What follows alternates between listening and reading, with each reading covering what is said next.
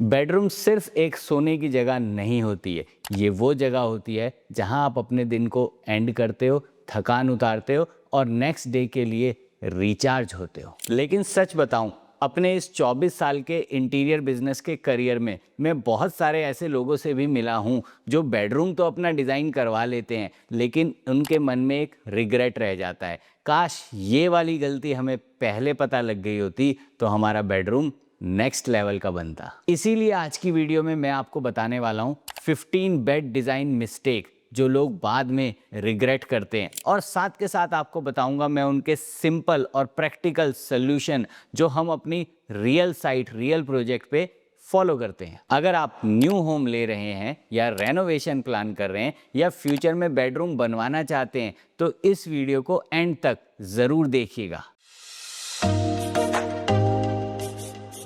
Mistake number 1, bedroom planning बिना lifestyle समझे। ये सबसे बड़ी गलती है जो होम ओनर्स करते हैं। वो सिर्फ पिंटरेस्ट पे एक बेडरूम आइडिया देखते हैं और कहते हैं धीरज जी बस ऐसा बेडरूम बनाना है। ये बिल्कुल गलत है। हर क्लाइंट का लाइफस्टाइल अलग होता है। कोई लैपटॉप पे काम करता है, किसी को टीवी चाहिए, किसी को स्टोरेज बहुत ज़्यादा चाहिए, किसी को बिल्कुल मिनिमल चाहिए। सॉल्यूशन, डिज़ाइन हमेशा लाइफस्टाइल से शुरू करो, डिज़ाइन से नहीं। सबसे पहले आप ये पता लगाओ कि बेडरूम में आपका डेली रूटीन क्या है, यानी आपके लाइफस्टाइल में आप अपने बेडरूम को किस किस पर्पस के लिए यूज़ करते हो। चलिए आपको एक प्रैक्टिकल एडवाइस देता हूँ जो बहुत साल पहले मेरे एक क्लाइंट ने मुझे बताया था। बेडरूम डिज़ाइन करवाने से पहले 30 दिन तक उन्होंने क्लोजली मॉनिटर किया था कि वो बेडरूम में क्या क्या लाइफस्टाइल यानी क्या क्या रूटीन को फॉलो करते हैं, और फिर उसके बाद उन्होंने एक रिक्वायरमेंट भेजी थी और बहुत बढ़िया बेडरूम बन करके आया था। फॉर एग्जांपल, रिसेंटली हमने M3M फ्लोरा में एक बेडरूम बनाया जहाँ पे क्लाइंट की रिक्वायरमेंट थी कि मुझे बेड के ठीक साथ में ही वर्क फ्रॉम होम यूनिट चाहिए। तो देखिए ये कितना बढ़िया लग रहा है और उनकी रिक्वायरमेंट के हिसाब से बनाएं। इसी तरीके से मुझे अपने बेडरूम में टीवी देखना पसंद नहीं है तो मैंने अपने बेडरूम में टीवी यूनिट ही नहीं बनाया। किसी किसी को सुबह की कॉफ़ी अपने लाइफ पार्टनर के साथ बैठ के बेडरूम में ही पीनी है तो हम बेडरूम के साथ एक छोटा सा कोजी कॉफ़ी ड्रिंकिंग कॉर्नर बना देते हैं। छोटी सी स्टूल लगा दी और छोटे से टेबल को लगा दिया। इसी तरीके से कोई कोई लोग पसंद करते हैं बेडरूम में ही एक छोटी सी जगह मिल जाए जहां वो मेडिटेशन कर सके, तो हम वो भी प्लान कर सकते हैं। तो इसीलिए मैं बोलता हूँ पिंटरेस्ट से आइडिया देख के बेडरूम नहीं डिज़ाइन करना, लाइफस्टाइल को इवेल्युएट करना 30 डेज तक। मिस्टेक नंबर 2, बेड गलत साइज का चूज करना। देखो, बेड एक बेडरूम का हीरो होता है, लेकिन अगर गलत साइज का चूज कर लिया तो वो विलन भी साबित हो सकता है। किंग साइज का बेड हर एक बेडरूम के लिए परफेक्ट नहीं होता। कई बार हमारा बेडरूम बहुत कॉम्पैक्ट होता है और वहाँ पे हम गलती से किंग साइज बेड को लगा लेते हैं कि हमें सोने के लिए बड़ा बेड चाहिए, और फिर होता क्या है, आते जाते ठोकर लगती है और हम अनकंफर्टेबल फील करते हैं। इसका सल्यूशन ये है कि अगर आपका बेडरूम 10 बाय 10 का है तो आपको क्वीन साइज बेड से ही जाना है। 6 बाय 5, 6 बाय सवा 5 या 6 बाय साढ़े 5। अगर आपका बेडरूम 11 बाय 12 से बड़ा है तब आप किंग साइज बेड लगा सकते हैं। 6 बाय 6, 6 बाय साढ़े 6। यहाँ पे मैं आपको एक सीक्रेट रूल भी बता देता हूँ जिससे आपका रूम स्पेशियस लगने वाला है। आप ध्यान रखिए कि बेड के तीनों तरफ 2.5 से 3 फुट का गैप रहे, यानी बेड के सामने 2.5 से 3 फुट का मिनिमम गैप होना ही चाहिए। राइट साइड में भी अगर ये मिल जाए, लेफ्ट साइड में भी मिल जाए तो बात ही बन जाती है। Mistake number 3, wrong placement of bed. अगर आपने हीरो को गलत जगह रख दिया तो वो विलन बन जाएगा। बेड को डायरेक्टली मेन गेट के सामने ना रखें या अपने फ्लो को मेंटेन रखें। मेन गेट के सामने अगर आप बेड रखते हैं तो प्राइवेसी इशू आता है। दूसरी बात, अगर वही दरवाज़ा बालकनी को भी निकल रहा है तो आपका पूरा पैसेज खराब हो जाता है बेड को बीच में रखने से। बेड को हमेशा सबसे बड़ी दीवार के सेंटर में ही लगाएं।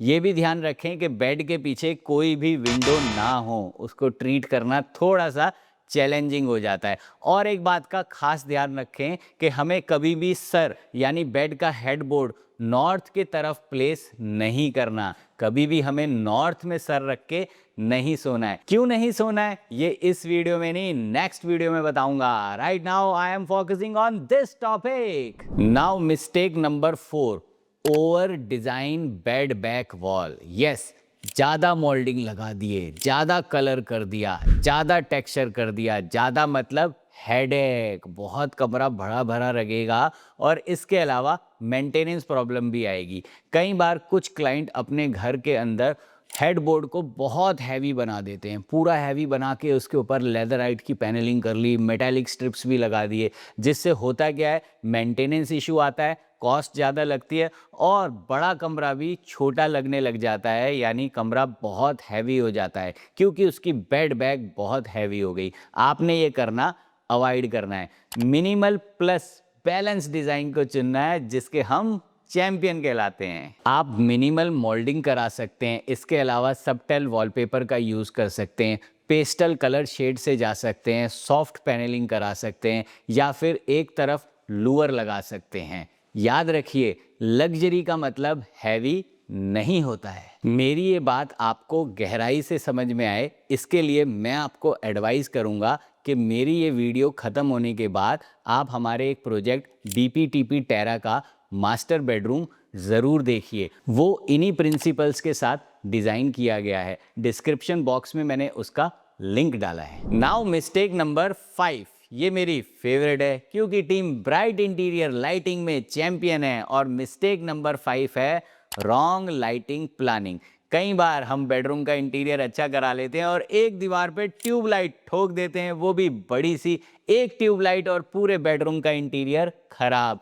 बेडरूम हॉस्पिटल की तरह लगने लग जाता है। आपको क्या करना है, लाइटिंग को लेयर में प्लान करना है। कुछ ना कुछ जर्नल लाइटिंग का प्रोविज़न रखिए, इसके अलावा टास्क लाइटिंग का भी प्रोविज़न रखिए, जैसे बेड साइड की लाइट, अगर कोई स्टडी टेबल है तो उसके लिए लाइट, ड्रेसर है तो उसके लिए एक टास्क लाइट, और इसके अलावा आप एसेंट लाइट का भी यूज़ कर सकते हैं, कहीं पिक्चर है, पेंटिंग है, उनको हाईलाइट करने के लिए। एक बात का खास ध्यान रखिए कि बेडरूम में डिम्ड लाइट का प्रोविज़न ज़रूर हो। ये मैं अपनी काफ़ी वीडियो में आपसे शेयर कर चुका हूँ। डिम लाइटिंग हमें 6 बजे के बाद लेनी चाहिए और डिम लाइटिंग के एक्सपोजर से नींद बहुत अच्छी आती है। दूसरी बात ये है कि डिम लाइट आपके लव हार्मोन्स मल्टीप्लाई कर देती है। मिस्टेक नंबर 6, ओहो हो बहुत बड़ा, ओहो हो बहुत हैवी टीवी कैबिनेट। यस, ये बहुत बड़ा ब्लंडर भी साबित हो सकता है। कई बार लोग अपने बेडरूम में बहुत बड़ा टीवी कैबिनेट बना देते हैं और तो और उसकी गहराई रख देते हैं 1.5 फुट या 2 फुट, जो बेडरूम की जगह को खा जाता है। ये एक बहुत बड़ा ब्लंडर है। तो मिस्टेक नंबर 6 है हैवी टीवी कैबिनेट को लेना।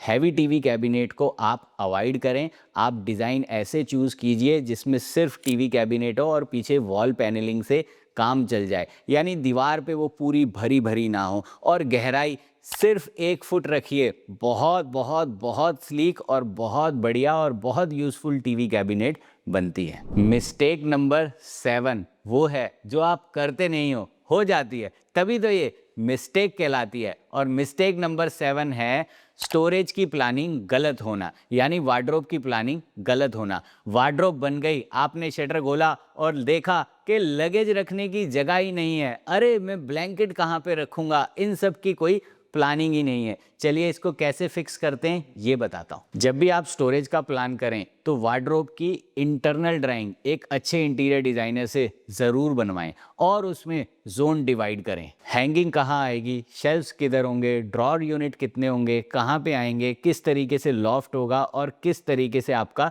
लगे जाएगा। यहाँ देखिए मैं आपको इंटरनल प्लानिंग दिखा रहा हूँ जो हमारी टीम ने करी हुई है। सब चीज़ ऑर्गेनाइज्ड है। और एक ये दूसरी ड्राइंग भी देखिए जहाँ हमने लगेज को भी मेंशन किया है कि वो कहाँ पे अपने सूटकेस को रख सकते हैं। यहाँ मैं आपको खास वर्किंग मेथोडोलॉजी भी बताना चाहता हूँ, अगर आप ऐसा करवा पाएँ तो अच्छा। हम अपनी टीम ब्राइट इंटीरियर के अंदर क्या करते हैं, सबसे पहले वार्डरोब की पूरी बढ़िया से इंटरनल ड्राइंग बनाते हैं, क्लाइंट से वो अप्रूव कराते हैं। कई बार क्लाइंट को नहीं समझ में आता कि ये स्पेस 1 फुट 2 फुट या ये कितनी है एक्चुअल में, तो हम क्या करते हैं, मौके पे कच्चा ढांचा एक रफ स्ट्रक्चर पहले खड़ा करके दिखाते हैं और जब मैम और सर उसको अप्रूव करते हैं उसी कच्चे ढांचे को हम पक्का कर देते हैं। एक बार ऐसा हुआ था, मैं नोएडा में काम कर रहा था, मेरे जो क्लाइंट है दोनों हस्बैंड एंड वाइफ वर्किंग थे और उन्होंने मुझसे कहा कि धीरज जी हमारे ना लगेज बहुत ज़्यादा है, हमें स्टोरेज की बहुत प्रॉब्लम होती है, हमारे सारे बैग आ जाएं, आप इस तरीके से वार्डरोब बनाइएगा, हम ट्रैवल बहुत करते हैं।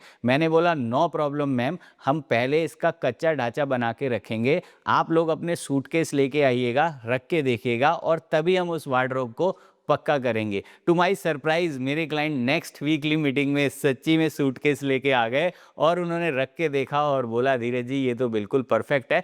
फिर हमने लैमिनेट पेस्टिंग करके वार्डरोब को फाइनल कर दिया। मिस्टेक नंबर 8, मिस्टेक नहीं किस्सा है। एक बार मुझे एक व्यक्ति ने कॉल किया और बोला धीरज जी मेरे पापा रात को सोते नहीं हैं और कहते हैं जैसे ही मैं सोता हूँ मुझे लगता है ऊपर से कुछ मेरे ऊपर गिर जाएगा। तो मैंने कहा अच्छा आप बेड से ऊपर की फ़ोटो खींच के मुझे भेजिए। उन्होंने फ़ोटो खींच के भेजी तो मैंने क्या देखा कि वहाँ पे एक हैवी फॉल सीलिंग हुई है ठीक उनके बेड के ऊपर, जो कि बहुत ज़्यादा ड्रॉप डाउन है। यस, मिस्टेक नंबर 8 यही होती है, हैवी या बहुत ज़्यादा नीचे लेवल पे फॉल सीलिंग ले लेना। मैंने उन सज्जन को एडवाइस किया इसको तुड़वा के प्लेन करा दो, आपके फादर साहब को एकदम साउंड स्लीप आएगी, और ठीक वैसा ही हुआ। तो दोस्तों आप ध्यान रखिए कि आप फॉल सीलिंग बहुत ज़्यादा हैवी ना कराएं या ड्रॉप डाउन वाली ना कराएं, उससे जब आप फ़ैन लगाते हैं तो भी लेवल डाउन आ जाता है या फिर आपको एक कट बनाना पड़ता है फ़ैन को लगाने के लिए, जो कि अच्छा नहीं लगता। तो फॉल सीलिंग हमेशा मिनिमल ही कराएं। इस पे भी एक डेडिकेटेड वीडियो है, लेकिन ये वीडियो को पूरा करके ही उस वीडियो को देखना, लिंक डिस्क्रिप्शन बॉक्स में है। Mistake number 9, wrong mirror placement. Yes, कई बार मिरर बेडरूम में ऐसे प्लेस हो जाता है कि उसमें बेड दिखता है या मिरर बेड से दिखता है या बेड की रिफ्लेक्शन मिरर में आती है। एक बार मुझसे एक सज्जन ने शेयर किया कि मेरा मिरर इस तरीके से प्लेस है, जैसे मैं उठता हूँ तो साइड से मेरा चेहरा दिखता है और मुझे लगता है सुबह सुबह उठ के कि कोई और मेरे रूम में है, या मैं वहाँ देख के डर जाता हूँ। यस, लोग सुबह सुबह अपने आप को मिरर में देखना पसंद नहीं करते हैं, तो इस बात का आप खास ध्यान रखेंगे। मिरर को आप कहाँ प्लेस कर सकते हैं? आप बेड की साइड टेबल पे प्लेस कर सकते हैं, कभी भी बेड में रिफ्लेक्शन नहीं आएगा। इसके अलावा वार्डरोब में कैमोफ्लेज तरीके से, इसके अलावा आप बाथरूम के डोर पे भी लगा सकते हैं जहाँ से बेड पे रिफ्लेक्शन ना आए। M3M फ्लोरा में हमने एक प्रोजेक्ट किया था, वहाँ हमने बाथरूम को कैमोफ्लेज करके उसी के ऊपर मिरर लगा दिया था। ये देखिए दोस्तों कितना बढ़िया लग रहा है। एक और एडवाइस मैं आपको दे देता हूँ कि साउथ वाली वॉल पे कभी मिरर नहीं लगाना। मिस्टेक नंबर 10 है wrong selection of curtain. Yes, आपने बेडरूम बहुत बढ़िया बनाया, लाइटिंग बहुत बढ़िया हुई, फॉल सीलिंग भी बढ़िया हुई, लेकिन अगर आपने कर्टन गलत सेलेक्ट कर लिए तो आपका रूम एवरेज लगेगा। कुछ बातों का आपने ध्यान रखना है। कर्टन हमेशा रूम की थीम से मैच करते टोन में हो या फिर थोड़ा सा डार्कर टोन में हो, उसी शेड में, तो वो परफेक्ट रहते हैं।